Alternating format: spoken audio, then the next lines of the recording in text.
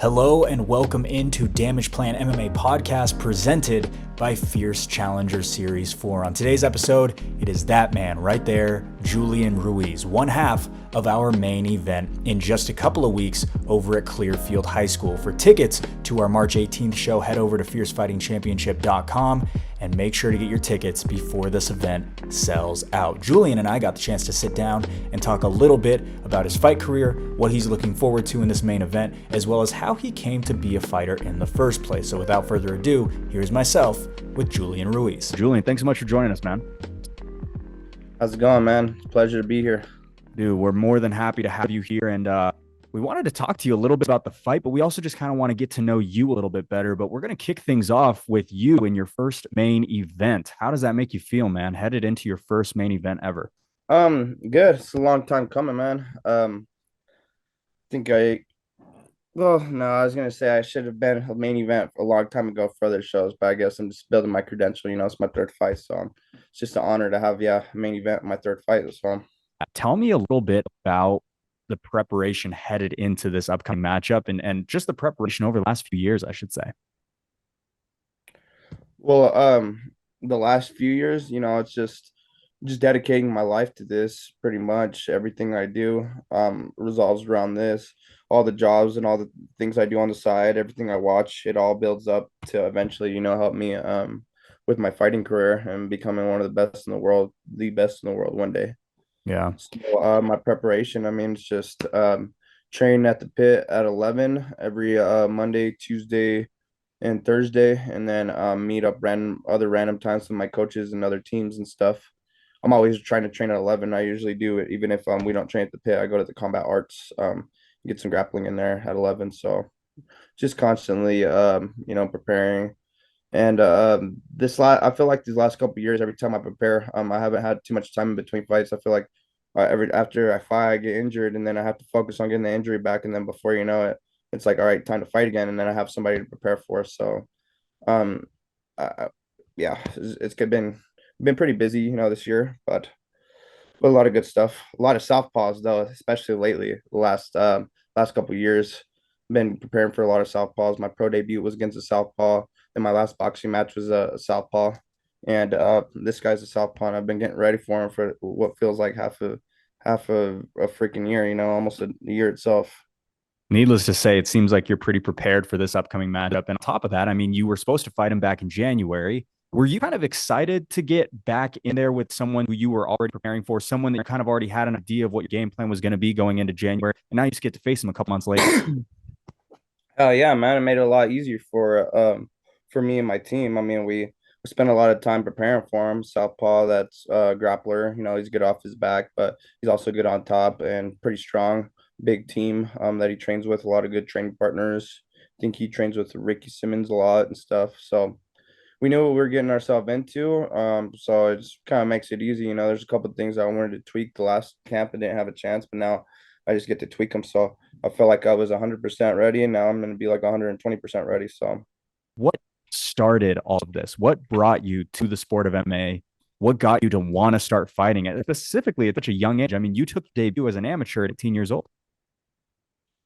well, I don't know. I grew up fighting all the time when I was a little kid. Like in the third grade, I got suspended a couple times for fighting, and then after that, my whole life I just kind of was hard headed and stuff. And I feel like I don't know why my life's always like attracted violence, and anytime there's like something crazy or something that goes on, I'm always around. Like the 2020 pandemic thing when the guy pulled out the bow and got beat up. I was there for that. You hear all this stuff on the news. Every time I feel like I go downtown, something crazy that goes on, I'm always around, and I'm always like front row for fights. And I don't know. I feel like it's kind of inevitable, and I can't really deny my fate. I think I'm just kind of meant for this.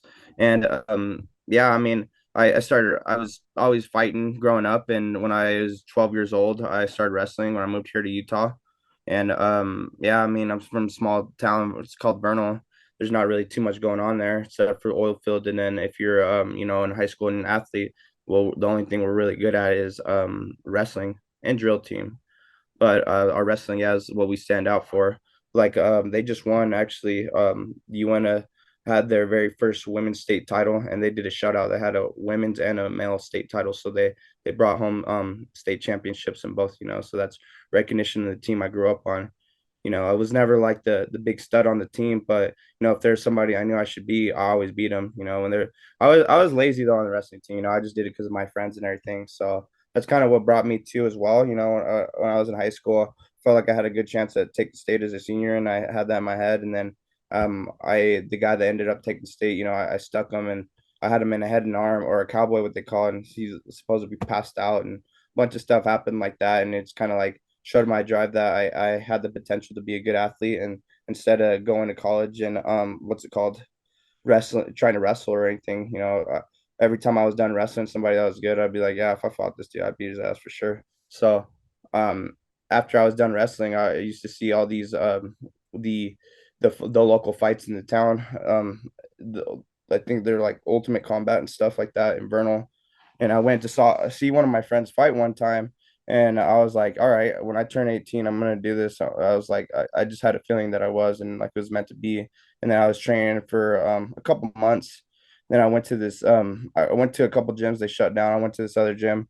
Pretty much the dude was like, what was it, like 4 days after I turned 18, he came up to me and asked me if I wanted to take a fight. He's like, yeah, you seem like you're in pretty good shape. Your wrestling's good. You're moving around with these pros pretty good. You're pretty natural. So fight in front of your hometown, and they're not supposed to pay you, but they are. They're going to give you this reimbursement or whatever. So um, I was like, hell yeah, $150 fight in front of everybody.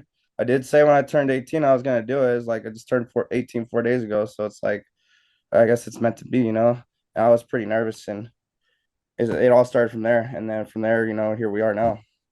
That's pretty incredible. When did you make your way over to the pit then? Well, I moved to Salt Lake.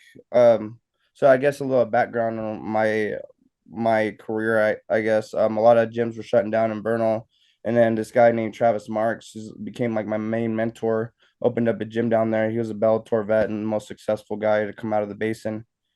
And he essentially opened a gym and had me work there. He started training me. I took a couple fights, and then he moved to St. George, but he told me I pretty much needed to go, that I had potential to fight, realistically. So I needed to get out of that town, and I went to St. George, and then the same thing after a little bit. He's like, yeah, I think you should go somewhere bigger, better.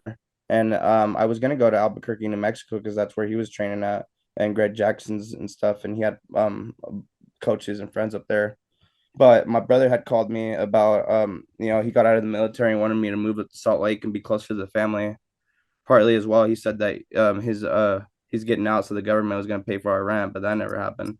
But that's one of the main reasons that came up. But anyways, yeah. So then I moved up to Salt Lake, and the pit wasn't around at the time. There was no pit. It was I went to this gym called the Ultimate Combat, and I went there asking for Ramsey. He wasn't working there at the time. He had like a fallout, and then I ended up meeting him randomly at an open mat later on, and at that gym. And then he was working at the UFC gym at that time, but at that open mat, he asked me to come train with them because he saw me fight Mitch Ramirez, and he's like, yeah, dude, I think you got potential, you should come train with me. And then when I went to train with him, it was just me, him, and like this dude named Nate Kersley, and then this guy named Court McGee, and then a couple other guys. Marco, my friend Marco was there. And then a couple other guys here and there, but it was mostly like us three and four always training together, small group. And then eventually, we were jumping from the UFC gym to the Temple MMA, dropping to Jerry Horns all the time in Agima. We didn't really have a gym. And then I was just following Ramsey around and just getting mauled by him and Nate all the time in court. But when we go to these other gyms, it would be easy for me to go on guys my size and skill level. So, but then, yeah, essentially later on, he was took over the Temple MMA and wanted to turn it into the pit, and then he got a new location, and boom, the pit came around. So that's how I ended up at the pit. So, But I technically helped him start it. so correct me if I'm wrong. You're undefeated under the pit banner. When your gym is listed as pit, you are undefeated. That's pretty Yep, incredible. I mean, never what does lost that in it. mean to you to be able to represent a gym that has a ton of talent, a ton of history as well from when they were back in Provo and Orem and everything like that, but to be a part of a group of guys that are very, very talented and have a lot of potential, I would say, going to, a bigger stage or something like that sometime in your career? I mean, it means a lot to me. I feel like I have to represent. I feel like at my age, those guys were all really good, but I feel like I have some skills that they didn't have that I have right now, and I have the benefit to learn from them. They didn't have like the a set of UFC vets that were already up there. They're the ones making it. They made it and done their time, so now they put in a lot of time into me. So I feel like it's a big responsibility for me to represent, especially the pit. People hear about that name and they know about it because of Chuck Liddell, so it's well known. And then Utah itself is kind of like a hidden gem right now. No one knows too much about us, and nobody's heard the pit name in a while. I guess now it's coming back around because of Clover and Alex. But yeah, just I mean, it's a big honor for me to represent that and how much history and stuff is behind it, all the fighters that it came out. Um, I feel just a huge responsibility on my shoulders to represent and not only do what they did, but surpass them and some. Yeah. I mean, Every big fighter who's ever been around here, I train with and I see on it like weekly basis, so. yeah, I mean, you are right up there amongst the top of fighters there. And specifically, I mean, I got a quick stat for you.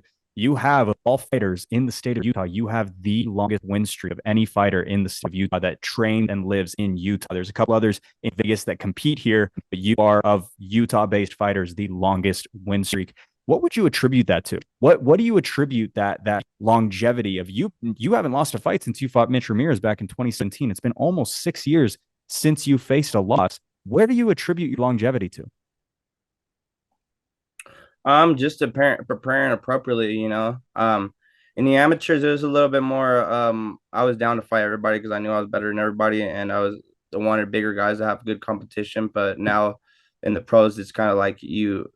I'm still down to fight anybody, but things got to make sense. But I don't know. I always say I don't take a fight unless I know I'm gonna win, and that doesn't necessarily mean I only fight bums. That just means I can look at somebody for about 30 seconds and be like, yeah, I can beat that guy already. Boom. And then all the little details that go into preparing for a guy. That's the first thing is I gotta look at him for about 15 to 30 seconds. I'm like, yeah, I can beat that guy. Then the next is the preparation, looking at what's in front of us, what we need to do, who I need to bring in. Um, and then doing the work. It's why the most nerve-wracking part before any fight for me is my training camp, just because one, it's always hard, like let's say like the last two sessions, I'm like excited to get there until I start going, and then I'm like want to quit, and I push through, and it feels so great, But it's that like scary feeling that you don't know if you're gonna be able to finish, and you're gonna get through, that feeling that you don't know if you're gonna cut corners or it's not gonna go right or whatever. But so keeping that fire in you whenever I have a camp and an opponent set. But yeah, it's just really essentially preparing accordingly more than anything. Like I said, it's all those little steps that lead up, but it's just preparation. You got to do all the little steps right. You got to go through A, B, C, D to get down to Z. Z's winning the fight. And a lot of people they do things the certain way, but I work hard until I get my hand raised. That's what I always try and tell people as well. The hard work doesn't stop until you get your hand raised. These guys go way in and they're like, oh, celebrating, having fun or whatever. Then they're at the fights, like have this like fake confidence that they're like doing good. And then they go out there and they have like a close fire, or they get their ass whooped and stuff. You got to be focused in on what you're doing, never losing focus. When you get to that fight, still business. You need to warm up properly. You got to do what you got to do, to get yourself ready. When you get to that cage, all that visualization pays off. And then on top of that, when you get in there, you got to have yourself mentally ready for when that time comes to, go out there and perform.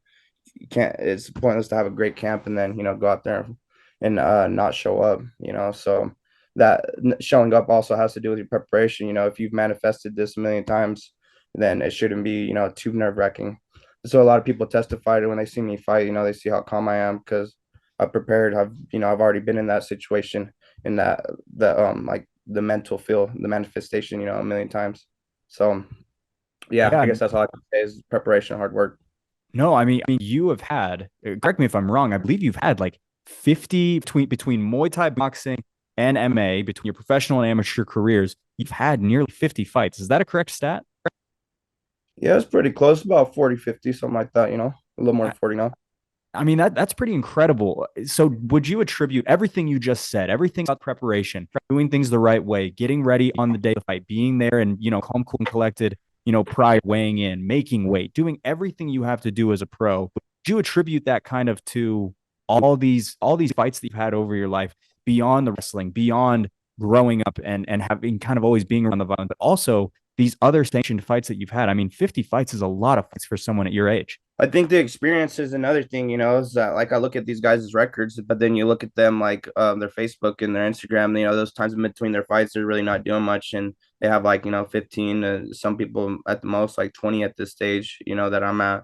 But I've already been in there under the lights so many times. I've seen so many punches come at me, so many kicks.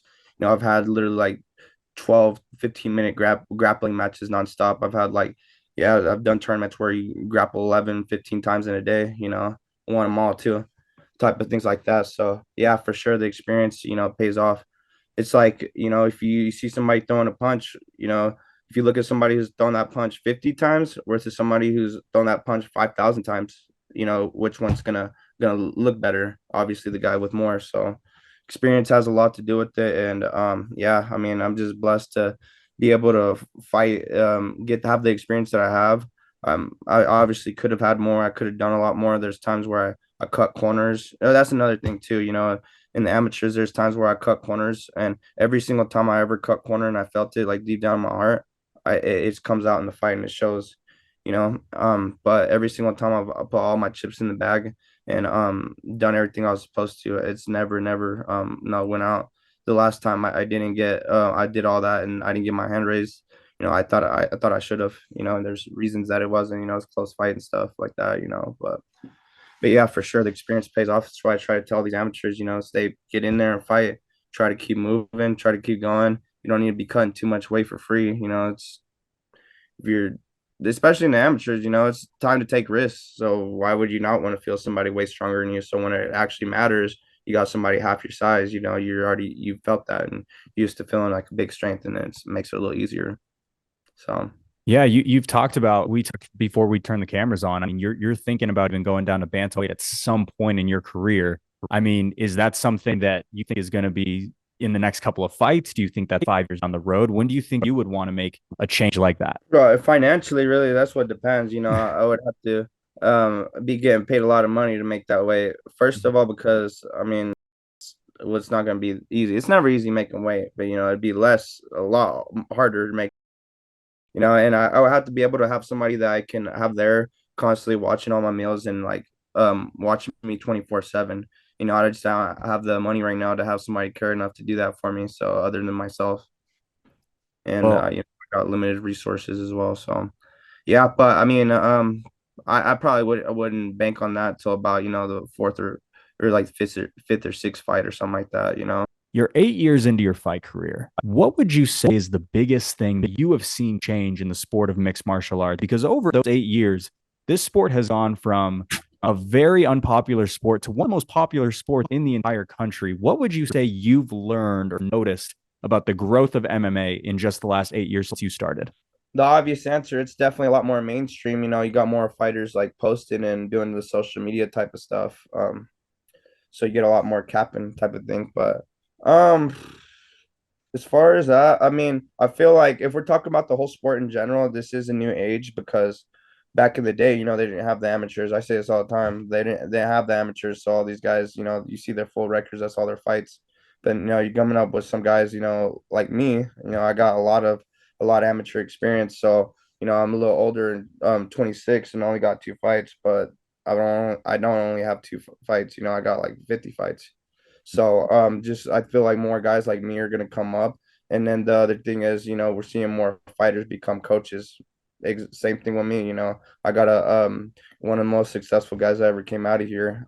Utah is my head honcho, my head coach, so more things like that. I feel like it's adapting on because I feel like at first it was a lot of guessing. A lot of these bigger name coaches now they don't guess because they've been around, they've fought all that, uh, or they've trained all these fighters and stuff. But before it was like it's kind of like guessing because everybody was just making up with the MMA, But now we've had years of putting everything together and just the evolution of it all.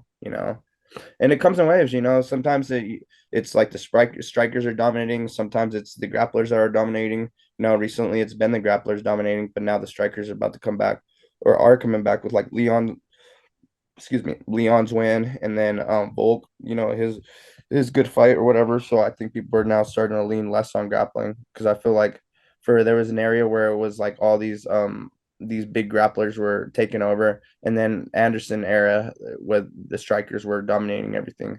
And Mhm. then Khabib era came in, yeah, there's more grappling going on with Kamar and Khabib, and yeah, so it just kind of changes like that. But I feel like when it does come in a wave, it's at a higher level. So the striking is now is at a higher level, and the next time the wave comes to grappling, I feel it's gonna be at a higher level. I looking back at some of your older fights, and I mean, it used to be, small crowds, not as many people there, and now does the feel of the fight change at all when you're fighting in front of a small group of people versus being at the Maverick Center or being at Clearfield High School that is completely sold out? No, I mean, I feel like the bigger the crowd, the better I perform because the more pressure it kind of puts on me. But it's weird for me. It kind of takes the pressure off more. Like when I'm sparring and stuff, I used to really notice it as well when I was like sparring in the gym, I would see somebody come that either I liked or I didn't really care much for, but they like knew I was a fighter, so I would want to show like how good I was or like do stuff and kind of like look at the corner of my eye. And like I would do like, but anytime there's like a group of a lot of people going, when there's more than like 10 people watching me, I always have never like not shown up to the plate, maybe like one time back in my career. But um yeah, no, I feel like pressure makes diamonds, and I was built for this when I was a little kid, and in school I'd always get in trouble for being the class clown, and I'm getting all the attention. I love when everybody would watch me, laugh and cheer me on the stupid I was doing, or the more people would be lined up to watch me fight outside, in the schoolyard, the better. It feels like one or two people is always like weird, but when there's a lot of people, that's when I really lock in. So. Why do you think that you enjoy the pressure? And why do you think you Oh, okay, enjoy yeah. being under the lights? Is yeah, like I said, it's more of a yeah, that's what I was getting to. Is it's more of a fear thing. So like when I have a fear of something, it, well, let's put it like this way, if you run a 100-yard dash, somebody tells you they're gonna give you like $50, you're gonna run it pretty hard. But if somebody's got a Rottweiler behind you, white saliva coming out, I guarantee you're gonna run that 100-yard dash faster than you've ever ran it before. It's kind of like that because yeah, I mean, I'm a little nervous and I get a little scared, but I kind of use that to drive and pushing me. So when guys shoot in on me and when I get hit, same thing. I like squeeze my core for the fear that everybody's watching, and it just pushes me to a whole another level. Are those nerves still there So 50 fights in? yeah, they're always there. If anybody says they're not there, they're kind of lying. But you just learn how to control them. It's like a fake it till you make it type of thing. Julian, you are absolutely incredible, man. We cannot wait to see you and Cody Hand face off in our main event, Fierce Fighting Champion or Fierce Challenger Series, I should say, for at Clearfield High School on March 18th.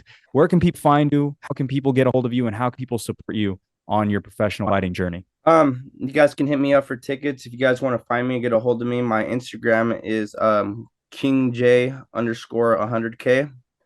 You can always message me. You guys can see me at gyms that I work at, and I go to, around my main gym, the Pit Salt Lake City. Then I work at the Ultimate Combat Training Center, and I go to the Combat Arts, um, Unified Jiu-Jitsu a lot as well. So kind of all over the place.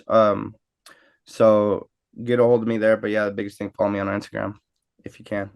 And yeah, just show up to the fight, give me some support. It's my first main event, so I'd love a big crowd there. And yeah, I guess the bigger the crowd, the better fight you guys are gonna get. So tell your friends. Sounds like it. We cannot wait for it. Julian, thank you so much for the time. Really appreciate it.